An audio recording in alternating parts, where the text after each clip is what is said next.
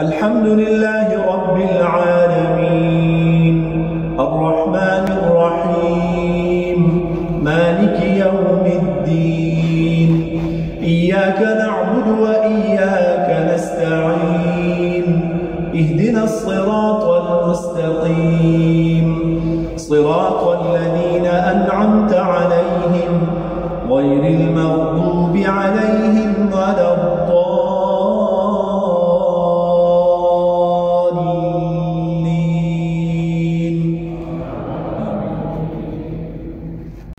لم يكن الذين كفروا من أهل الكتاب والمشركين منفكين حتى تأتيهم البينة رسول من الله يتلو صحفا مطهرة فيها كتب قيمة وما تفرق الذين أوتوا الكتاب إلا من بعد ما جاءتهم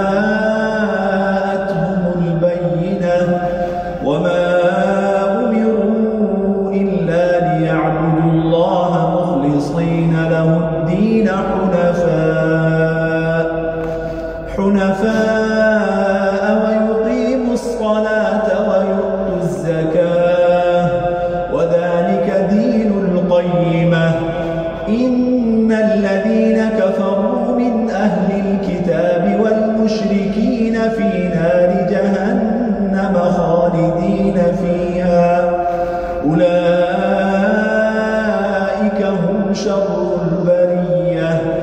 إن الذين آمنوا وعملوا الصالحات أولئك هم خير البرية جزاء